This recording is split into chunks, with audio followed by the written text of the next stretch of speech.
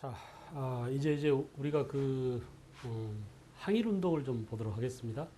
특히 항일 운동도 이제 1910년대, 1920년대, 1930년대 이후 이렇게 시기별로 나눠서 보는데, 지금 이 시간에 여러분과 제가 해야 될 그 내용은 1910년대 항일 운동이에요. 알겠죠? 그래서 이제 3.1 운동 이전의 민족 운동 이렇게 나와 있는데, 자, 3.1 운동 이전에 국내에서는 어떤 항일 운동이 전개되고 또 국외에서는 어떤 항일 운동이 전개됐던가 이렇게 국내와 국외로 나눠서 정리하도록 합시다. 알겠죠?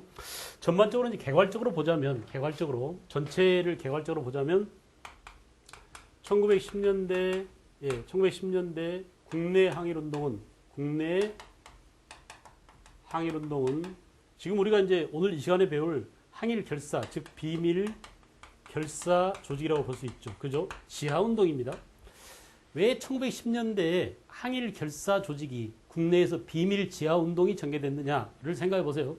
이미 우리는 1907년부터 그 출판법, 또 뭐 신문지법, 또 뭐 보안법 1909년 알겠어요? 이렇게 그 사이에 언론 출판 집회 결사의 자유를 봉쇄하는 그런 악법들이 만들어져 가지고 독립운동 하기가 여간 힘들어졌습니다. 그러다가 이제 1910년 결국은 국권 강탈이 이루어지게 되고 그 악법들이 적용됨으로써 우리는 드러내놓고 일제 치하에서 식민지하에서 독립운동 하기가 곤란해졌어요. 알겠죠? 그래서 숨어서 언더그라운드에서 지하에서 마치 프랑스의 레지스탕스처럼 그렇게 지하운동을 할 수밖에 없었다. 이렇게 이해하면 되겠죠? 그죠? 그래서 1910년대는 비밀 결사 활동이 있었고요. 그러면 이 당시 국외에서는 뭐냐? 국외에서는 이제 국외의 국외에서 항일 투쟁은 나갔습니다. 사람들이 야, 안 되겠다. 도저히 이제 그 일본 놈들의 탄압이 헌병 경찰 통치에 의한 무력적 탄압이 이렇게 점점 거세지는데 국내에서 활동이 어려우니까 차라리 나가서 우리가 장기적으로 독립운동이 그 1, 2년 할 것도 아니고 일본 놈들이 호락호락 넘겨줄 것도 아닌 것 같은데 장기적으로 독립을 할 수 있는 그런 거점을 만들자. 베이스 캠프를 국외에다 차리자. 이렇게 해가지고 국외 독립운동 기지 건설에 앞장서게 돼요. 알겠어요? 그래서 국외에 독립운동을 장기적으로 할 수 있는 기지를 건설하는데 앞장서게 되더라. 알겠죠? 그래서 이때는 주로 기지 건설의 앞장. 알겠어요? 그래서 아주 대표적인 게 서간도에 삼원보가 있었습니다. 삼원보. 그죠?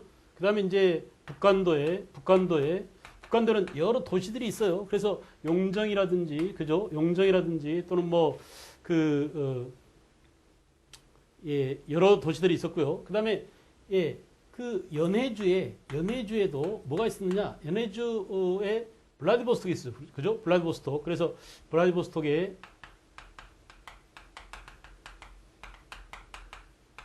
이미 이제 그 1914년에 대한광복군 정부가 수립되기도 하고 그렇습니다. 밀산부에 또 한흥동이 있었죠. 밀산에 한흥동.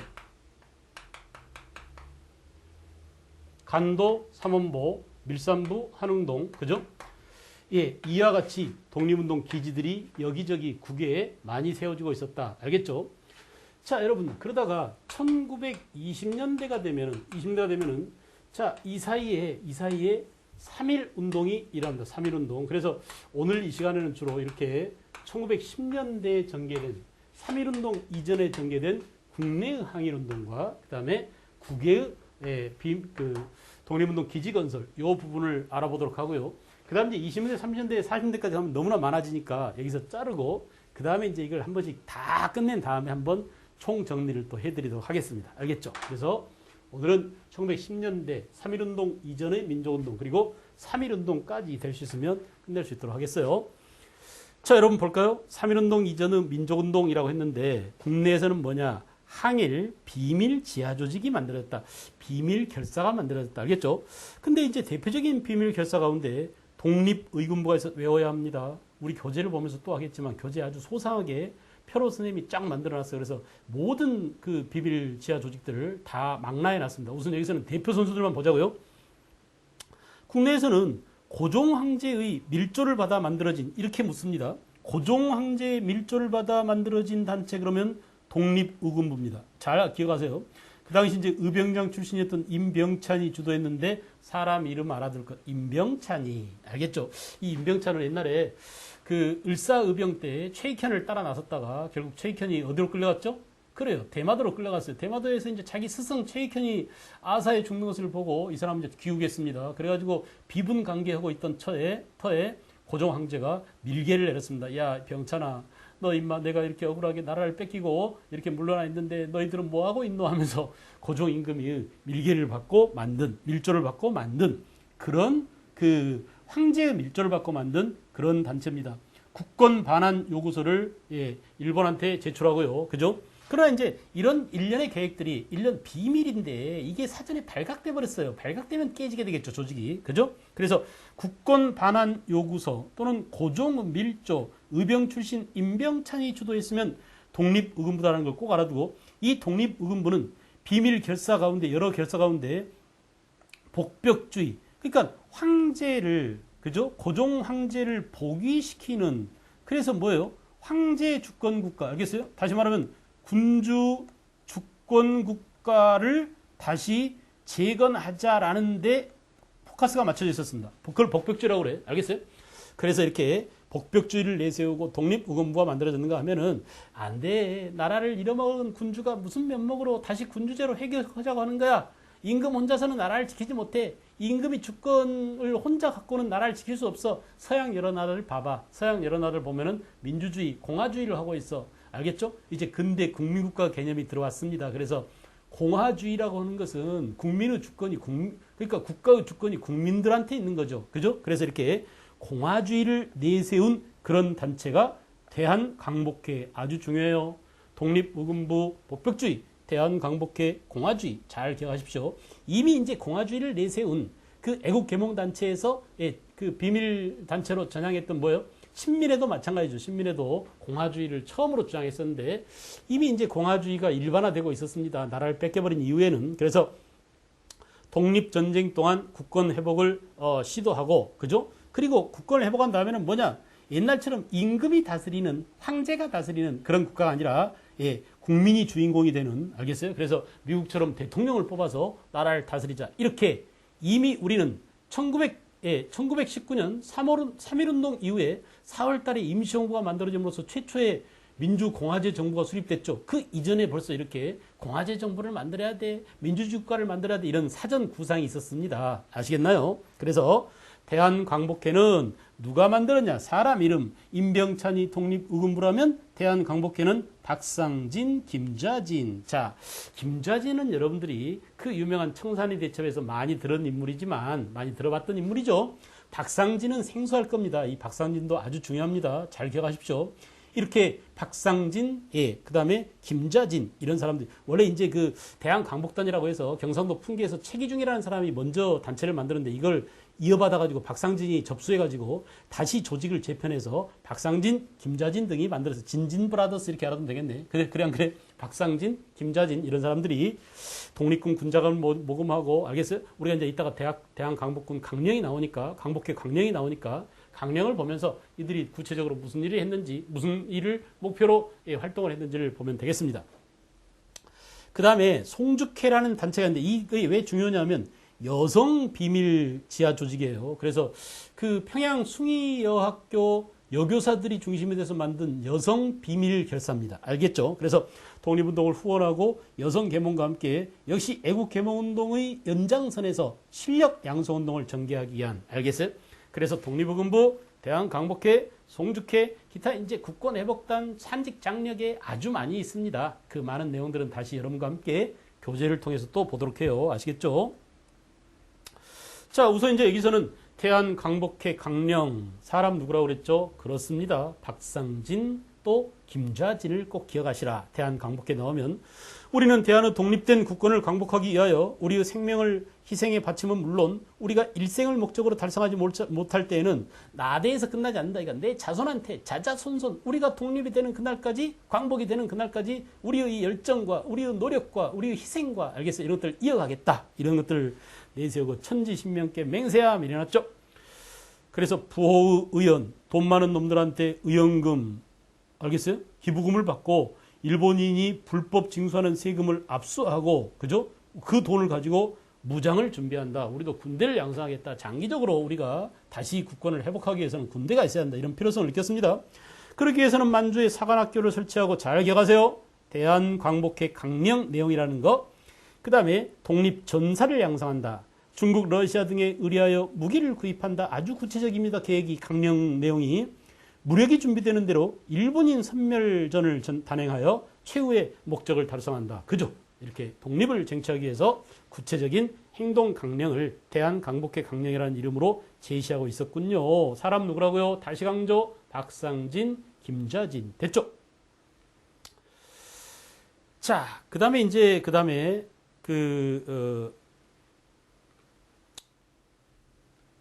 3.1 운동으로 이제 넘어가도록 하겠습니다. 3.1 운동.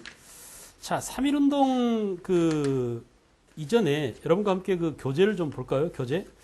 자, 교재를 보시면, 3.1 운동 182쪽이죠. 3.1 운동 이전에 민주운동 해가지고 비밀 결사의 조직 나왔죠. 독립의금부, 대한광복회. 그죠? 그거 말고요. 그 다음 페이지 가보면은 송죽회, 또 비밀 결사의 성격이 나와 있는데, 184쪽을 볼까요? 비밀 결사 조직 총정리 이렇게 되어 있습니다. 자, 독립의금부, 대한광복회, 송죽회, 송죽형제 마찬가지죠. 평양숭의여학교 교사와 학생, 여학생들이 여교사와 함께 비밀 결사를 만든 거고요. 그 다음 이제 풍기광복단, 이게 대한광복회보다 먼저 있었던 최기중이 만든, 이걸 나중에 누가 접수했다고 그랬죠? 박상진이 접수했다고 그랬어요. 알겠죠? 그 다음에 조선국권회복단, 잘 알아두시고요. 조선국권회복단뿐만 아니라 조선산직장려계, 그렇습니다. 그 다음에 조선국민의 자립단, 선명단, 또 기성단, 이런 여러 단체들이 있었다. 다시 한번 하겠어요. 대표선수 독립의금부, 대한광복회, 송죽회 이외에도, 자, 참고로 알아둬야 될 게 조선국권회복단 1915년에 만들었죠. 조선산직장려계, 경성고등교원양성소 재학생이 중심이 돼서 만든 비밀 조직이군요. 그 다음에 조선국민회는 평양숭실대학교 학생과 기독교 청년들이 만든 조직이고요. 자립단, 함경도 단천에서 대성학교 출신들이 만든, 기독교 인사들이 중심이 돼서 만든 그런 비밀 지하 조직이고, 기성단은 뭐냐? 기성단은 기성보울단 그랬는데 기성야구단으로도 불렸다. 재밌죠? 기성단. 그래서 이렇게 여러 비밀 지하 조직이 있었구나라는 것을 알아두시고요. 그 다음에 이제 그 185쪽에 보면은 안학사건이 있습니다. 1910년 안명근, 이 안중근의 사촌 동생이라고 그래요. 11월 달에 안명근이가 서간도 무관학교 설립을 위한 자금을 모집하는 중 황해도 그 신천 지방에서 관련 인사 160명과 함께 검거됐는데, 뭡니까? 이 안명근 사건, 즉 안학사건은 결국은 그 당시에 그 신민회를 깨기 위한 그런 일본 놈들이 날조한 그런 사건이라고 하죠. 이 사건을 테라우치 마사다케 총독 암살을 위한 군자금 모집 사건으로 날조해가지고 그 배후에 신민회가 있다. 이렇게 해서 신민회가 이런 백오인 사건, 또 다른 말로 뭐라고? 안학 사건이라고 합니다. 그래서 신민회가 해체된 계기가 된 사건이에요. 알겠죠? 그래서 안학 사건과 백오인 사건 알아두시고 대한광복회 강령을 받습니다. 그 다음에 이제 그 다음에 186쪽에는 독립운동 기지가 나옵니다. 독립운동 기지. 그래서 아까 말씀드렸던 이 독립운동 기지에 관한 내용들도 정리를 좀 해볼까요? 자, 거기 보면은 여러분 186쪽에 거기 봐봐요. 우선 우리가 지도에서 보면은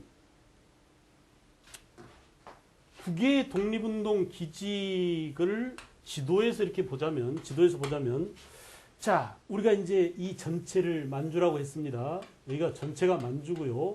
만주를 4등분 했을 때 만주의 동남쪽을 간도라고 하고, 간도 가운데서도 이쪽 위쪽을 뭐라고? 북간도라고 하고, 그죠? 또는 남쪽을 뭐라고?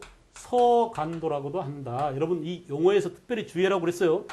다시 말합니다. 북간도를 이렇게도 불러요. 동간도라고 부르는 사람도 있습니다. 알겠죠? 서간도를 서간도라고 부르지 않고 남만주라고 부르는 경우도 있습니다. 만주 전체로 봤을 때는 남만주에 해당되죠. 간도만 놓고 보자면 동서로 이렇게 길게 있으니까 간도가 동간도, 서간도 이렇게 나눌 수도 있다는 그런 개념이에요. 알겠죠? 그래서 여러분 제가 언젠가도 강조했는데 우리가 간도 그러면 이 북간도 지역을 주로 말합니다. 알겠어요? 동간도, 북간도 지역을 간도라고 하고, 넓은 의미의 간도는 이렇게 동간도와 서간도, 즉 북간도와 서간도를 포괄하는, 알겠어요? 만주 동남지방 일대를 우리 한반도와 연다 있는, 알겠어요? 그 지역을 우리가 간도라고 한다. 만주와 한반도 사이에 끼어 있는 땅이다. 이런 의미이기도 합니다. 알겠죠?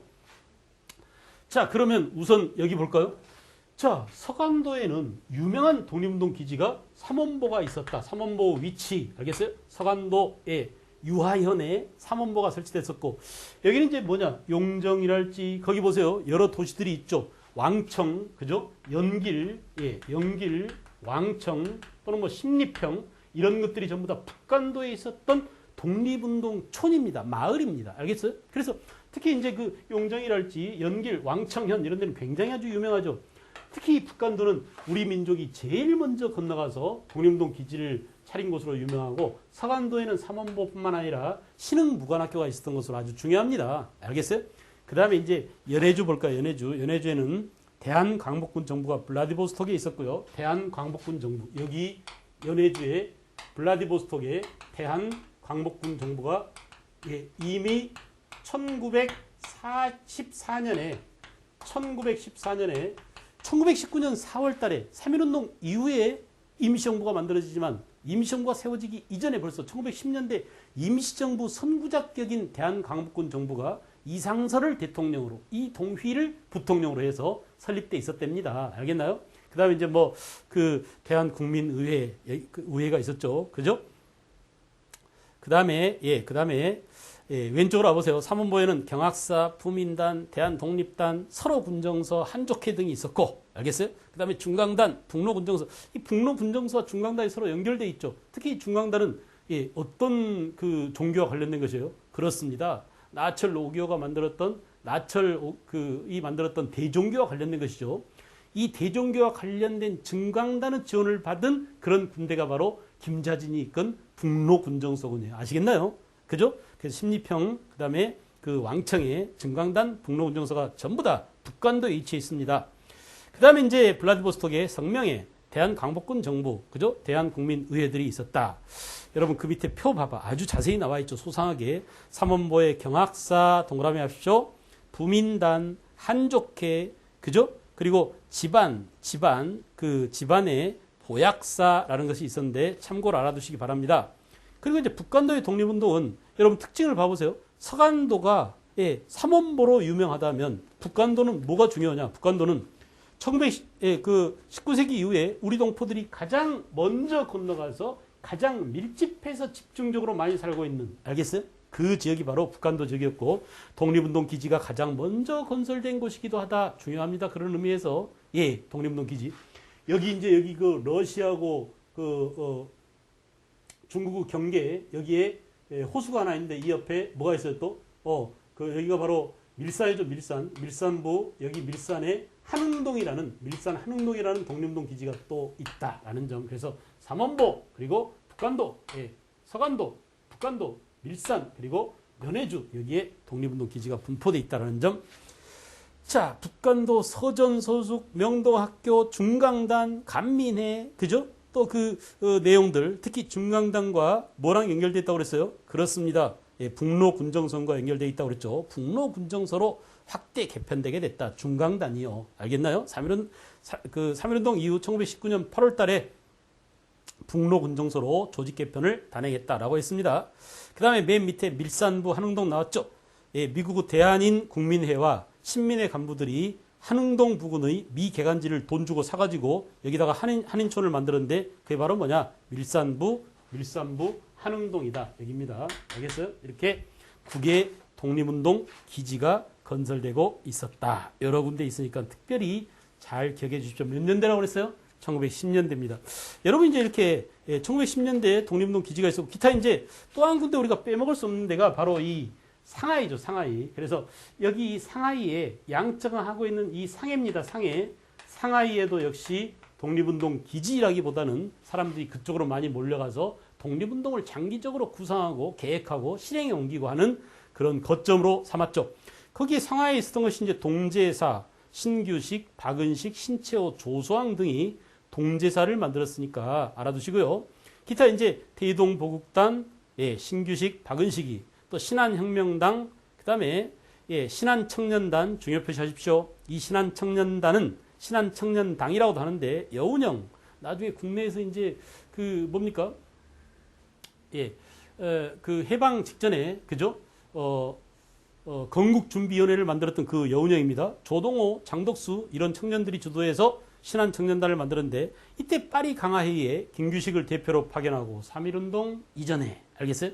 파리 강화회의에 1919년 1차 대전을 종결짓기 위한 파리 강화회의에 윌슨의 그 민족 자결주의가 나왔던 평화 14개 원칙이 나왔던 그 파리 강화회의에 우리한테도 좀 독립을 주세요라고 독립청원을 했죠. 한국은 독립 문제를 제출하고 노력했고요. 국내 독립운동자와 연락을 추진했었고 그 다음에 병인의용대, 철혈단 이런 것들이 있는데 특별히 시험에 나올 만한 것은 바로 신한청년단이 상하이에 있었다는 것을 꼭 기억하십시오. 알겠죠? 파리 강화회의에 김규식을 파견했다. 오히려 이제 김규식이라는 인물을 중심으로 해서 알아두는 것도 중요하겠어요. 알겠어요? 상하이에 신한청년단이 이미 1910년대에 있었다. 기타 여러분 봐봐요. 예, 국외에 또 뭐라고? 저 멀리 아메리카 대륙 미주 지역에 예, 여러 독립운동 기지들이 있었다. 단체들이 이제 여기저기 산계에 있었습니다. 예, 국내에 있었던 신민회랑 이름이 똑같은 신민회가 하와이 호놀룰루에서 결성됐었고요. 한인 합성협회, 대동보국회, 샌프란시스코라는 거 대동보국회. 그 다음에 국민회, 하와이 국민회죠. 샌프란시스코 공립협회하고 하와이 한인협성협회 위에 나와 있었던 그게 통합돼서 국민회가 만들어지고 대한인 국민회 중요 표시합니다. 알겠어요? 대동보국회와 국민회가 통합돼서 미주지역 민족운동의 중심단체로서 1909년에 대한인 국민회 시험에 잘 나오죠. 대한인 국민회가 미국에서 1909년에 조직되었다라는 점. 자, 그 다음에 또 이제 그 흥사단도 잘 나옵니다. 흥사단. 그죠? 샌프란시스코에서 만들어진, 흥사단은 초창기는 이민교포, 유학생을 중심으로 해서 여러 가지 실력 양성운동의 연장선에서 옛날 애국개몽운동의 연장선에서 학업과 인격 수양과 생활 개선, 경제력 증진 이런 데 목표를 내세우고 있었고요. 그 다음에 이제 서울의 수양동맹회 또 뭐 평양의 동우구락부 이런 것들을 만들었었는데 흥사단 그 다음에 숙무학교 대조선국민군단 하와이에 있었던 박용만이 만든 대조선국민군단 이 박용만이라는 사람은 이승만하고 완전히 라이벌입니다. 이승만이 외교론에 입각해서 주로 구미열강의 원조에 의한 독립정치에 힘을 쏟았던 박용만은 무력투쟁에 그 중점을 둔 사람이에요. 그래서 늘 의견 대립을 하고 라이벌이었대요. 알겠어요? 그래서 하와이에서 나중에는 서로 그 권력 다툼을 벌이기도 하고 결국은 이승만이 박용만을 배신하고 박용만이 구축해 놓은 이런 조직들을 전부 다 깨고 지가 꿰찼다고 하죠. 그죠? 그래서 여러분 여기서 미주 지역에서 중요한 것은 뭐니 해도 대한인 국민회예요. 꼭 기억하십시오. 기타 이제 흥사단 그리고 대조선 국민군단 이런 정도를 알아두시면 되겠군요. 됐습니까?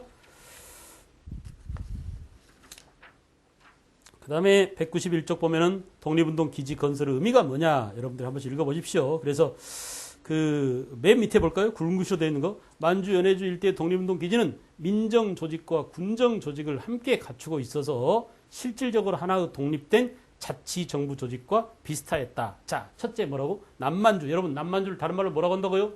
그렇습니다. 남만주를 다른 말로 뭐라고? 서간도. 서간도에 뭐가 있었다?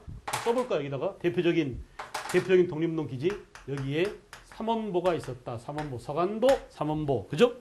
서간도 삼원보를 중심으로 조직된 한인 자치단체의 단체인 한족회의 경우를 보면 상권 분립 원칙이 적용된 중앙정부 역할을 하는 조직이 있었으며 동포사회를 기반으로 한 지방 조직도 갖추고 있어요. 그러니까 이게 지금 무슨 말인지 알겠어요? 하나의 촌락을 하나의 도시를 거점으로 만든 다음에 거기에 있는 사람들을 잘 살도록 경제적으로 안정된 생활을 하도록 산업을 일으키고 그다음에 먹고 살만하게 되면은 그 사람들을 불러내서 교육을 시키고 군사훈련을 시키고 그 군사훈련된 그 군인들을 양성해서 일본 놈들하고 장기적으로 독립전쟁을 벌이기 위한 알겠어요? 그런 거점 도시를 만들었다. 이렇게 이해하면 되겠습니다. 그래서 여기는 이제 여러 도시들 아까 얘기한 용정, 연길, 왕청, 뭐 십리평 이런 것들이 북한도 있었고 이게 제일 먼저라고 그랬죠. 밀산의 한흥동, 그다음에 1914년 연해주의 대한광복군정부, 그죠? 상하이에 신한청년단이 있었다. 김규식을 파리 강화회의에 파견했다. 다 봤습니다. 그래서 무장 독립전쟁을 준비하기 위한 하나의 베이스 캠프였다. 이렇게 보면 되겠어요. 자, 그 다음에 우리는 3.1 운동으로 넘어왔습니다. 가슴 벅찬 3.1운동이죠. 그죠? 선생님은 그 역사를 가르치면서 야, 우리 민족이 참 대단하다라는 것을 가끔 느껴요. 근데 뭐 그 광개토대왕이 만주벌판을 쳐들어가서 영토를 많이 따먹었다, 땅을 많이 넓혔다, 이런 것들이 대단한 것이 아니라 작지만 가장 열악한 환경에 있었지만 또 식민지 지배하에서 일본의 혹독한 지배를 받고 있었지만 그 가난하고 힘없고 돈도 없고 군대도 없고 알겠어요? 조직도 없는 이 그 흰옷을 좋아하는 백유민족 우리 한민족이 그 일본을 상대로 말해요. 자유를 쟁취하기 위해서 목숨을 내던지고 이렇게 저항을 함으로써 이런 약소민족으로서 식민지에 대해서 식민지 지배 정책에 대해서 저항을 했던 민족이 그전에는 없습니다. 알겠죠? 근데 이제 우리가 처음으로 이렇게 일본한테 아주 당차게 저항하는 모습을 보여줌으로써 우리의 3.1운동이 예, 중국의 뭐 오사운동에, 인도의 뭐 간디의 그 독립운동에, 그죠? 또는 필리핀의 독립운동에, 이집트의 독립운동에, 알겠어요? 아랍 여러 나라의 독립운동에, 그러니까 3.1운동이 그냥 그 다른 세계 약소민족 해방운동에 그 기름을 부은 셈이에요. 알겠죠? 그렇게 전 세계사적으로 우리 한국인의, 알겠어요? 우리 조선 사람들의 존재감을 심어준 그런 대사건이었습니다. 여러분들이 기억하기로는 여러분들 이제 어려서 잘 모를지도 모른다. 벌써 그렇게 됐어요. 시간이 2002년 때만 하더라도 어때요?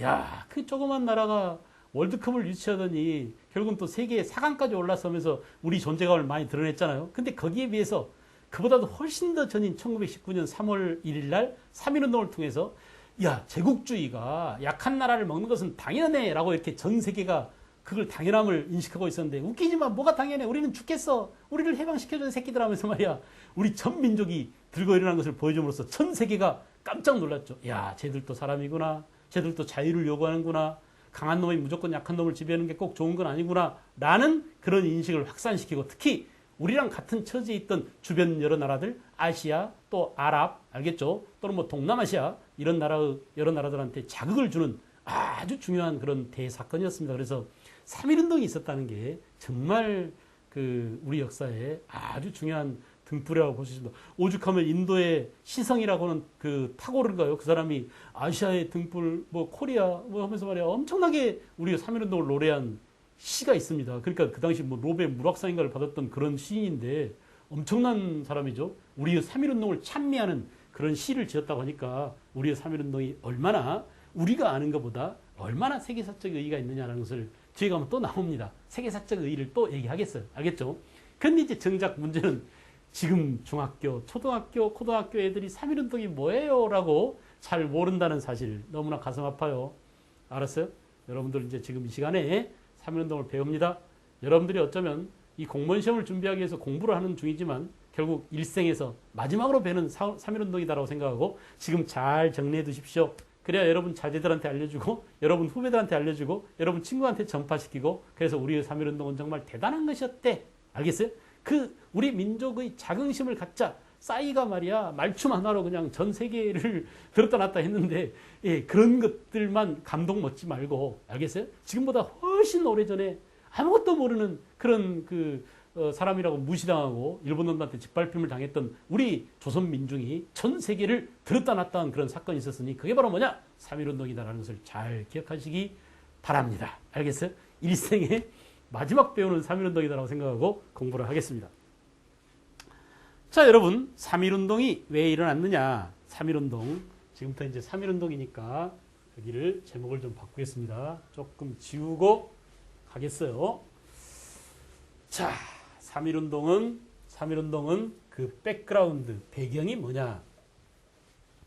우리가 이제 어떤 팩트를 다루는 방법에 대해서 제가 여러분들더러 여러 차례 잘 알아두라고 말씀드린 바가 있습니다. 기억나시죠? 팩트는 어떤 일련의 사건, 그러니까 3.1운동 우리가 배워야 될 역사적 사건 아닌가요? 이 사건, 3.1운동이라는 팩트를 다루는 방법은 항상 어떻게 한다고 그랬어요? 그래요. 처음에는 배경을 공부할 것. 그죠? 그 다음에 뭐 한다고 그랬죠? 그래요. 3.1운동이 어떻게 전개돼 갔느냐. 프로세스. 그 사건, 팩트가 전개돼 가는 과정, 전개 과정을 보라고 그랬습니다. 그 다음에 이제 세 번째는 뭐냐? 그것의 결과입니다. 결과. 3.1운동이 가져온 결과입니다. 여러분, 만약에 이것을 다른 말로 표현해 보자면 이렇게도 표현할 수 있습니다. 3.1운동 배경 말고 뭐라고요? 계기라고 해도 되겠죠. 그래 안 그래? 3.1운동 계기는 뭐냐? 그 말이 그 말이에요. 알겠죠? 그 다음에 전개 과정이고요. 결과 대신에 또 뭐라고? 3.1운동 영향은 어떤 일이 벌어졌냐? 3.1운동 때문에 무슨 일들이 일어났냐? 여러분 이제 기타 3.1운동에 대한 평가가 있습니다. 이 평가는 역사와 주관적인 가치 판단이죠. 이게 전개 과정이 팩트라면, 그죠? 3.1운동에 대한 팩트라면 3.1운동에 대한 가치 판단, 역사가 평가가 있어요. 그 가치 판단은 어떻게 얘기해야 돼? 3.1운동은 어떤 성격의 운동이냐? 3.1운동의 그 의미는 뭐냐? 또는 3.1운동의 한계는 뭐냐? 이런 것들은 전부 다 뭐예요? 가치 판단이죠. 그래서 우리가 하나의 사건으로서, 하나의 팩트로서 어떤 사실, 동학농민운동이다, 또는 뭐 갑신정변이다, 또는 뭐 3.1운동이다, 다 이런 방식으로 다룹니다. 이렇게 하나의 사건을 하나의 세트로 조직해서 여러분들이 머릿속에 지식을 조직화된, 알겠어요? 잘 정돈된 상태로 집어넣어야 문제가 어떤 방향에서 출제하더라도 여러분들이 원활하게 문제를 풀 수 있다. 이런 얘기입니다. 오케이, 들어갑니다. 자, 우리는 3.1운동이 일어나게 된 배경, 계기로서 대외적인, 알겠죠? 또는 대내적인, 내적으로 무슨 일이 있었고 외적으로 무슨 일이 있었고 이렇게 나눌 수 있어요. 여러분 한번 해보자. 여러분들도 할 수 있습니다. 우리는 이제 그동안 많은 연습을, 많은 팩트를 다루는 훈련을 해왔기 때문에 다 할 수 있습니다. 볼까요? 자, 우선 대외적으로 저 멀리 파리 강화회의에서 윌슨의 평화 14개조 원칙이 나왔는데 그 평화 14개조 원칙 가운데 어떤 내용이 있다고 그랬어요? 잘했습니다. 민족, 좋아요. 자결주의. 그죠? 야, 1차 대전에서 패전한 독일, 오스트리아, 그죠? 오스만 제국, 이런 그 패전국의 식민지들이 전부 다 자기 나라의 그 식민지 상태에서 해방의 문제를, 자기 민족의 진로를 자기 민족 스스로가 결정한다는 이른바 민족 자결주의 원칙이 통용이 된다는데, 그 우리 승전국인 우리 일본의 식민지인 우리나라도 좀 그런 원칙을 적용받으면 안 돼. 라고, 알았어요? 그 민족 자결주의에 영향을 받았어요. 자극을 받았어요. 알겠죠? 대외적으로 이렇게 민족 자결주의가 우리한테 머리를 띵 하고 때린 겁니다. 야, 그럼 우리도 이참에 독립을 달라고 하자. 이렇게 민족 자결. 그러나 여러분, 우리가 이제 알다시피 민족 자결주의는 승전국 식민지인 우리한테는 적용되지 않는 그런 이론이었죠. 그래 안 그래? 그럼에도 불구하고 우리 민족은 거기서 민족의 자주 독립을 주장할 수 있는 근거를, 힌트를 얻은 겁니다. 알겠나요? 그 다음에 또 한편으로 뭐냐? 대외적으로 여러분 보세요. 예, 2월 8일 날, 그죠? 28 독립 선언이 있었습니다. 어디에서요? 일본 동경에서. 그 당시 그 일본 동경 YMC 건물인가? 여기에서 동경 유학생들이 말이에요. 적의 심장부 일본 수도에서 우리한테 독립을 줘라고 이렇게 독립선언을 했다니까. 이걸 뭐라고? 28 독립선언이라고.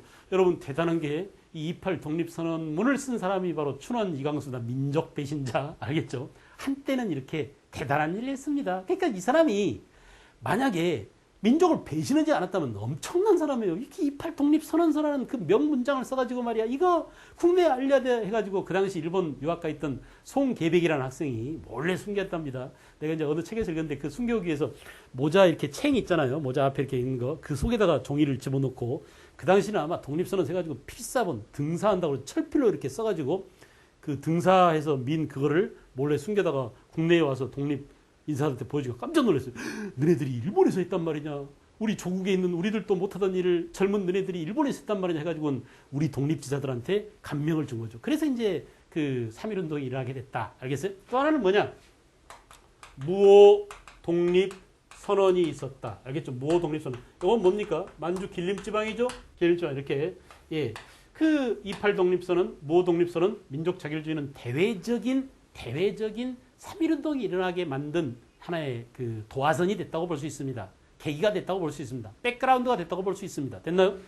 국내적으로는 뭐냐? 국내적으로는 3월 1일 그날이 고종 황제의 고종의 인산날이었어요. 그러니까 고종이 일본 놈들한테 독살당했대라는 설이 유포돼 있었습니다. 근데 이제 그 고종이 돌아가셨습니다. 임금이 돌아가면 어때요? 전국에 있는 유생들이 그냥 다 올라왔습니다. 전하 하면서 말이야. 강화문 앞에서 엎드려가지고 그냥 코골 해야 됩니다. 아침에 밥 올리고 코고고 또 점심때 상 차려놓고 또 코고고 하는데 같이 합니다. 같이. 그러니까 광화문 앞에 그냥 새하얀 거야. 전부 다 소복 입고 왔으니까, 상복 입고 왔으니까. 알겠어요? 머리에 이렇게 말이지, 그걸 쓰고, 또 뭐 새끼줄 막 두르고, 알겠죠? 지팡이 짚고, 아이고, 이렇게 옵니다. 근데 그냥 전국의 사람들이 다 모였다 이거야. 알겠어요? 이렇게 일본 놈들에 대한 적개심, 일본에 대한 적개심이 고조돼 가고 있었어요. 더더군다나 뭐냐?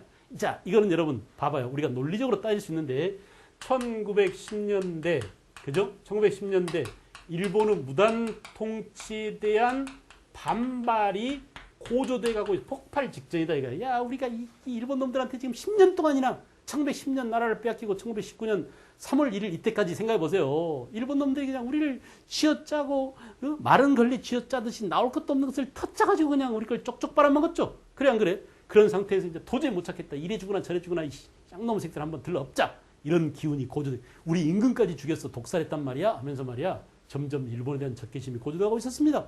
특히 땅을 빼앗긴 농민들의 적개심은 더할 나위 없겠죠. 1910년대 농민들의 땅을 빼앗는 광경을 우리는 지난 시간에 그들의 경제 수탈에서 다 봤습니다. 알겠죠? 그런 것들이 폭발 직전까지 와 있었다라는 얘기야. 오케이. 이해할 수 있겠죠? 이해하면 돼요. 다 외우려고 하지 마. 알겠어? 무조건 외우려고 막 그냥 하지 말고, 아, 뭔지 알겠습니다. 스토리가 그렇게 전개되는군요. 이거 다 외워야 합니까? 외우지 않아도 들어보면, 아, 내가 옛날에 선생님 강의 들으면서 들었던 얘기야 라고 골라내고 분리수거할 줄 알아. 이거 답이야. 이거 답이 아니야 라고 여러분들이 찾아낼 수 있으면 되니까 굳이 막 외우려고 너무 신경 쓰지 말고 말귀를 알아듣게 이렇게 얘기해 준 걸 잘 들으세요. 알겠죠? 네. 이게 이제 배경이야. 3.1운동이 본격적으로 터지기 이전의 배경이에요. 그죠? 자, 그 다음에 이제 어떻게 됐어요? 이광수가 쓴 독립선언문이 이제 들어왔겠죠. 28 독립선언문이. 그리고 이제 민족대표 33인이 결성이 됐습니다. 그래서 종교계 대표들이 모였죠. 그래서 주로 천도교가 주도가 됐고, 그 다음에 기독교계, 불교계 이런 사람들이 합세해서 민족대표 33인이 결성되고, 이 3.1운동 당시에 기미독립선언문이라는 이 명문장을 써낸 사람이 또 한 사람의 민족 반역자 최남선이에요. 너무나 웃기잖아요? 그래 안 그래? 최남선입니다. 이 최남선도 말이야. 제가 볼 때는 그 당시 우리나라 최고의 천재입니다. 천재이자 최고의 석학이고, 이 최남선의 머릿속에 있었던 그 어마어마한 스케일, 그리고 대륙 전체를 그 망라하는 대륙사관, 이 최남선의 역사 이론을 불함 문화론이라고 그래요. 그러니까 백두산 천지, 백두산을 근거로 한 그 백두산 근거에 있는 우리 동이족 중심의 만주 일대 역사를 끌고 갔다는 그런 이론이, 알겠어요? 처음에는 굉장히 스케일 큰 우리 민족사학의 토대가 될 뻔했는데 이걸 고스란히 갖고 일본한테 팔아먹은 거야. 그래가지고 일본의 대동아 공영권에 그냥, 알겠어요? 또는 일본이 식민지 사관을 날조한 조선사 37권을 만드는데 이론적 토대가 돼버린 겁니다. 그러니까 최남선이 그랬대더라니까. 그 다음 그 밑에 있는 제자들이며 그 밑에 있는 다른 석학들이 그냥 입도 뻥끗 못하게 만들어버렸어요. 이 최고의 석학이 변절함으로써. 알겠죠? 그러니 중요한 것은 뭐야?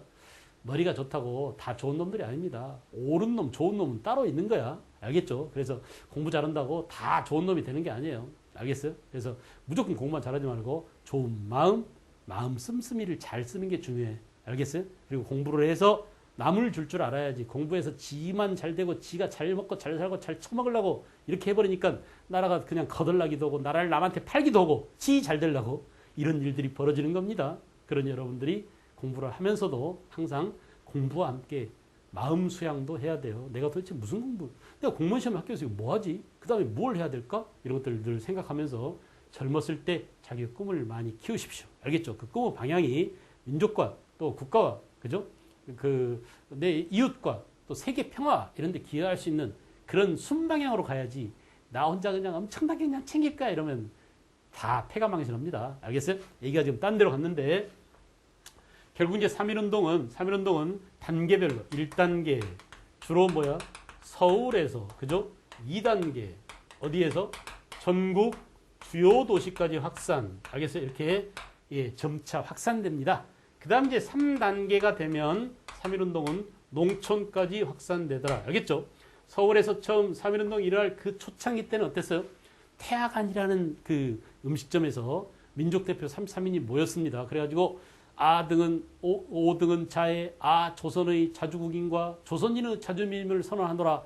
세계 만방의 고하야 어쩌고저쩌고 저 고등학교 때 이걸 다 외웠습니다. 김인동이 써놓은 건데 지금 이제 하도 오래돼서 잊어먹었어요. 공약 3장까지 거기서 발표를 했어요. 원래는 이 양반들이 어디로 가기로 했냐 하면 탑골 공원으로 가기로 했어요. 파고다 공원이라고 그러죠. 지금 그 노인네들 맨날 모여가지고 그 장기 두고 오는데 거기 모이기로 했는데 안 가고 태화관이라는 음식점에서 그냥 발표하고 말았어. 그러고 어떻게 했어요? 이 비겁한 사람들이 말이야 한 나라의 독립운동을 주도한다는 최고 리더 33인이 나가서 군중 앞에 서서 그들을 끌고 가야 되는데 그러지 않고 지네끼리 음식점에서 하고는 일본 경무총감한테 전화해가지고 여보세요. 저희들이 지금 방금 독립선언을 마쳤습니다. 저희들 잡아가세요. 줄줄이 다 끌려갔습니다. 그러니까 이런 셈이야. 큰일을 저질러 놓고 자진 신고를 한 거야. 그래가지고 다 잡혀갔어. 그러니까 좀 이따 다 삭방돼버렸어요. 아무도 3년 이상 형을 받은 사람이 없어. 33인 가운데. 알겠어요? 너무나 웃기잖아요. 그리고 어때? 불은 질러놓고 누가 이제 그 불을, 그 불길을 이제 끌고 가느냐? 학생들입니다. 학생들. 알겠죠? 그래서 유관순 열사와 같은 그런 나이 16밖에 안 되는 그런 학생들이 말이야. 그냥 소래소래 태극기 몰래 숨겨가지고 오늘이 고종 인산날인데 오늘 그냥 거사가 터졌다면서 말이야. 창틀을 돌아다니면서 해가지고 서울에서 난리가 났어요. 근데 어때? 지금 무슨 일이 벌어졌다고? 고종 임금 장례를 치르기 위해서 전국의 유생들이 다 왔는데 그들이 고향 가서 그냥 그걸 바로 알릴 겁니다. 그러니까 전국에 들불처럼 이런 독립시위, 만세시위 운동이 전국으로 확산돼 갑니다. 알겠죠? 그래서 1단계는 서울 중심으로 했지만 2단계 때는 전국의 주요 도시 그리고 3단계 때는 농촌 지역까지 확산됩니다. 특히 농촌까지 가면서 폭력적 시위 양상을 띠더라.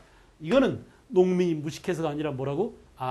농민들의 토지를 빼앗긴 1910년대 내내 일본한테 가장 착취를 많이 당하고 특히 개항 이후부터 일본 놈들의 수탈에 그냥 쪽쪽 빨린 농민들이 도저히 못 참겠다라는 그 농민들의 울분이 폭발했다 이렇게 볼 수 있죠. 그죠? 그래서 폭력적 시위 양상을 띈 것은 3단계 농촌 단계다라는 거. 알겠어요?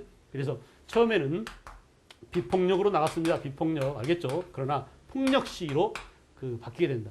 여러분 이제 우리 3.1운동이 인도에 간디에 비폭력 투쟁에 영향을 줬다고 했는데 실제로 이제 인도 같은 경우는 간디라는 영화를 제가 아주 옛날에 본 기억이 나는데 이제 거기 보니까 똑같아요. 일본 놈들처럼 영국 놈도 아주 무식하게 저항을 하는 인도 독립운동가들 그냥 인도 민중들입니다. 시위합니다.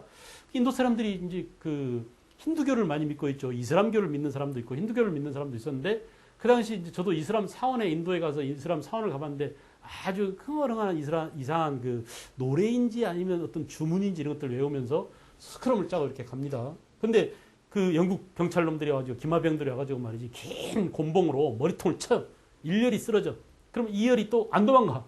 머리통이 깨지고 죽고 쓰러져도 그 다음에 또 노래를 흥얼흥하면서 이렇게 갑니다. 그럼 이열 쓰러져. 이러다가 보니까 어때요? 나중에는 때리는 놈이 지가 질린 거야. 이 새끼들 끝없이 밀려오거든. 나 죽여주세요. 그 다음 나 죽어라. 그 다음 나 죽여라 하면서. 알겠어요? 근데 우리는 어때? 우리는 민족 기질상 그렇지 못합니다. 내 옆에 있는 동료가 죽었어? 저 새끼가 최루탄 쏴가지고 내 동료가 피를 흘리고 있어? 이 개새끼들 죽여버릴까 하면서 같이 이제 폭력으로 나가죠.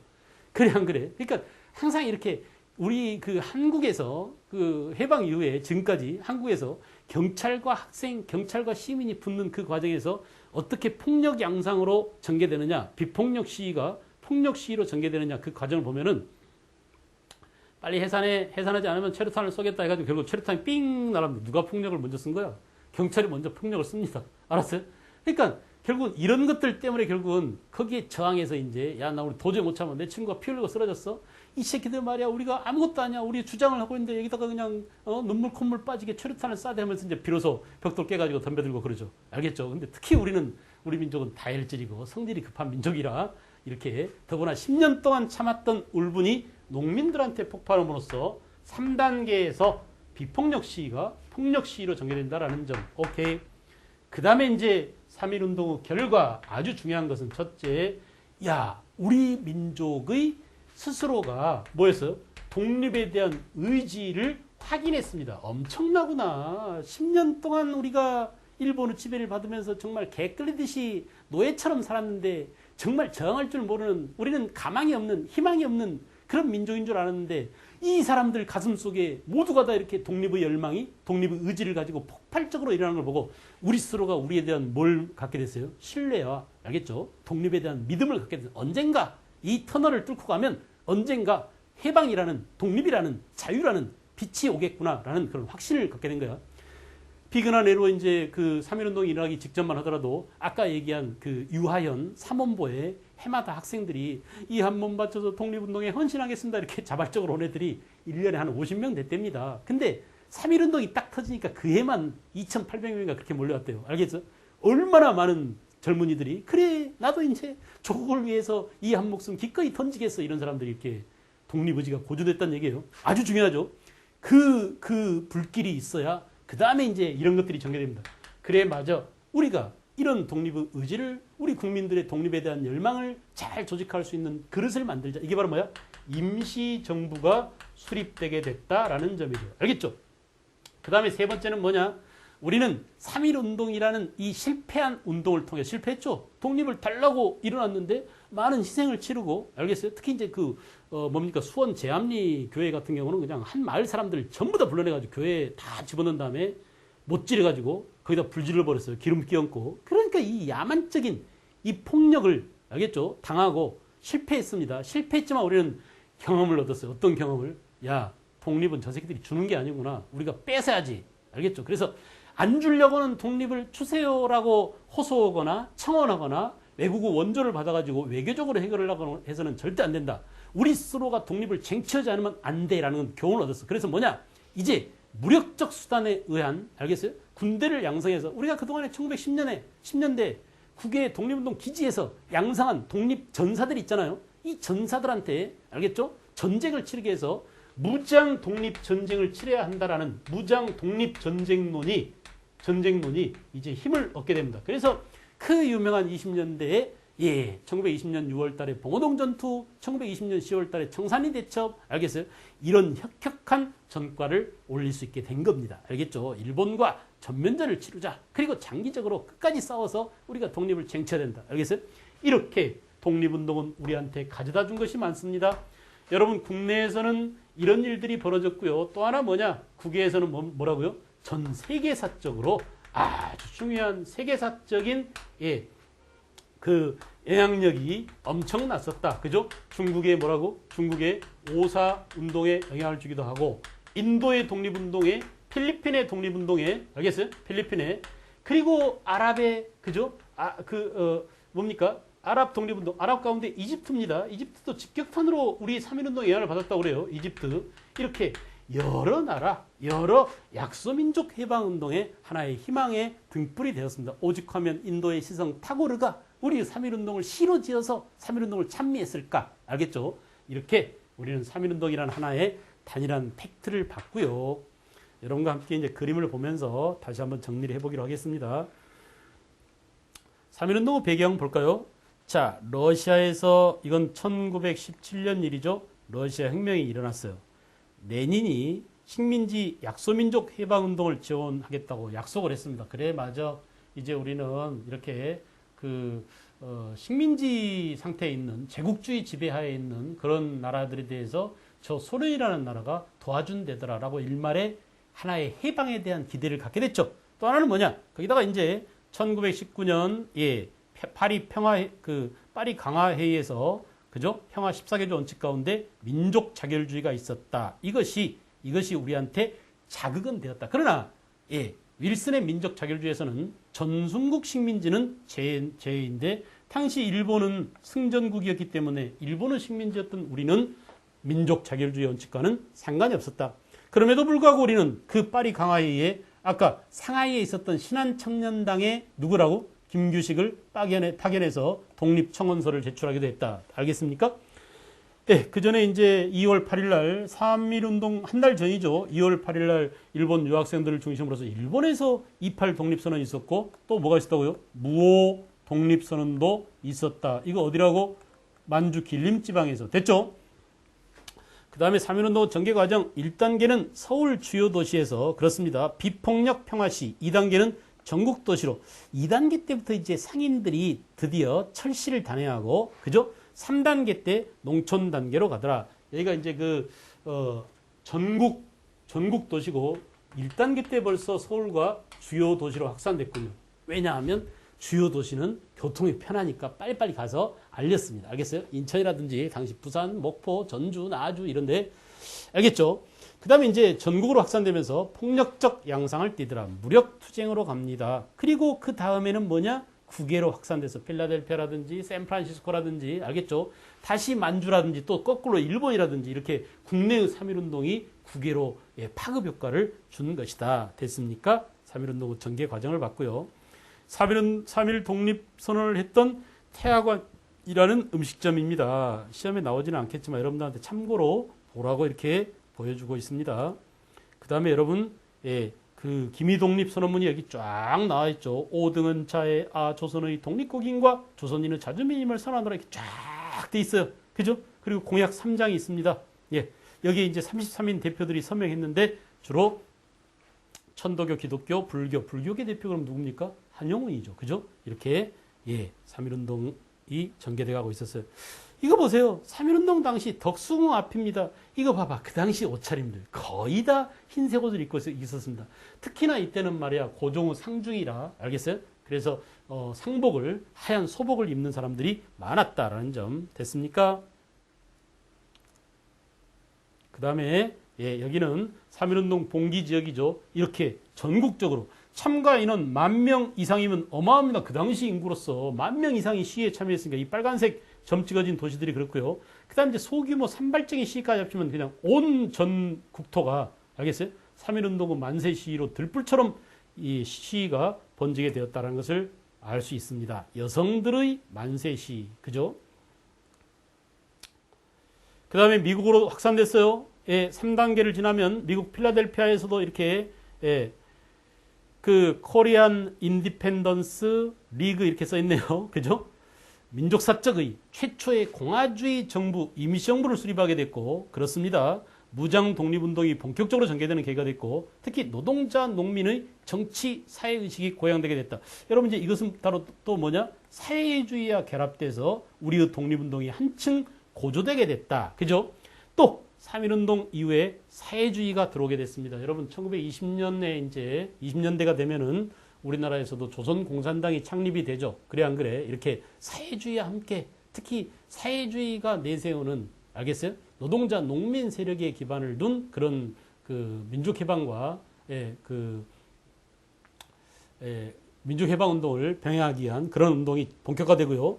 그 다음에 독립운동 방법론을 놓고 야 그동안 외교론을 주장했던 사람들에 잘 각성의 새끼들아 깨졌잖아. 외교에 의존한 게. 그래서 뭐예요? 안창호 같은 사람은 준비론을 독립전쟁론을 주장한 사람이 있었습니다. 되게 이제 그 이동희랄지 그죠? 신채호랄지 이런 사람들은 되게 무장 독립전쟁론을 내세웠죠. 그래서 외교론의 대표적인 주자가 이승만이고요. 알겠어요? 그 다음에 독립전쟁론은 바로 이동휘라든지 알겠죠? 이런 그 신채호라든지 이런 분들이고 준비론, 실력을 양성하자 이렇게 준비론에 기반을 둔 사람은 도산 안창호 선생 같은 분이랍니다.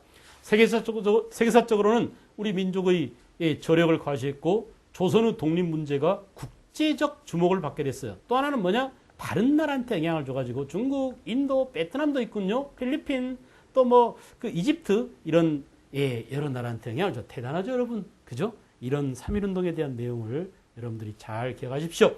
3.1운동 당시에 수감자 봐봐요. 가장 많은 농민들이 이렇게 58.4% 4,969명이 수감된 이유가 뭘까? 농민들은 폭력 시위로 갔기 때문에 검거된 사람들이 많았습니다. 기타 이제 학생, 지식인, 그 다음에 상공업자, 노동자, 아직 노동운동이 본격화되지는 않았죠. 왜? 공장이 없었으니까. 노동자가 별로 없잖아요. 그죠?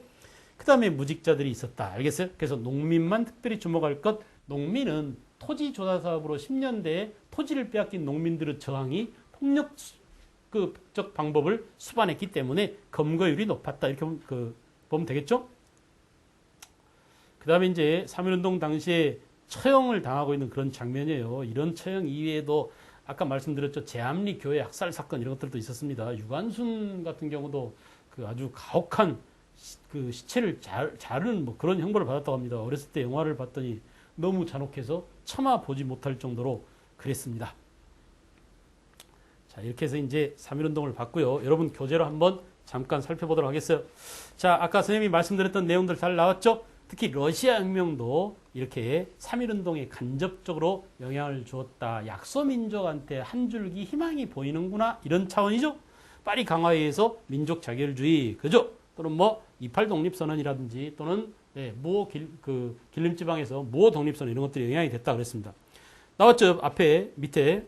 그 다음에 이제 무호 독립선언이 1918년에 벌써 있었고, 무호년입니다. 무호 다음에 기민년이니까 무호 독립선언은 1년 전이고, 무호 다음에, 그 다음에 기민년이죠. 알겠어요? 1919년이 기민년이에요. 기미독립선언 그러잖아요. 그 다음에, 28 독립선언이나 3.1 독립선언서보다 앞선 가장 먼저 발표된 독립선언서로서 무호 독립선언을 대한독립선언서라고도 한다. 알겠죠? 거기에 참가한 사람이 여준, 김교현, 이상용, 박용만. 여러분 아까 말씀드린 이승만과 앙숙관계에 있었던 박용만입니다. 하와이에서 이승만과 싸우고 이쪽으로 건너왔어요. 김규식, 또 박은식, 안창호, 이승만, 신규식, 조수왕 등 서명자가 그렇습니다. 서명자. 이승만도 여기에 서명했네요. 무호 독립선언에 서명했다는 얘기입니다. 길림지방에.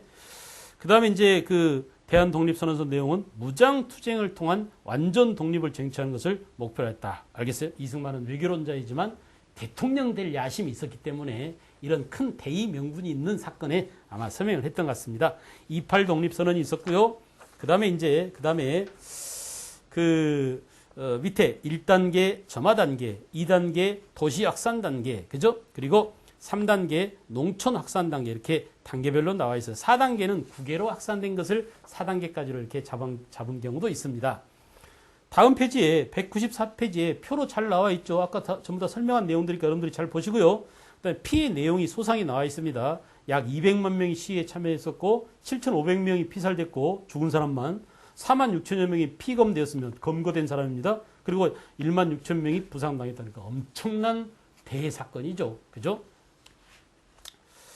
그래서 이제 나머지 읽기 자료들 기미독립선언문뿐만 아니라 무호 독립선언, 28 독립선언이 나왔으니까 이것이 기미독립선언인지 만주 길림지방에서 무호 독립선언인지 그다음에 28 독립선언인지를 잘 구분해 주세요. 알겠죠? 그리고 그 다음 페이지 196쪽 가면은 중국과 인도의 민족해방운동에 영향을 준 우리의 3.1운동에 대해서 네이루가 세계사 필력이라는 책에서 자기 딸한테 보낸 편지 내용까지 나와 있습니다. 알겠나요? 그래서 3.1운동까지를 정리했습니다. 네, 수고 많았어요.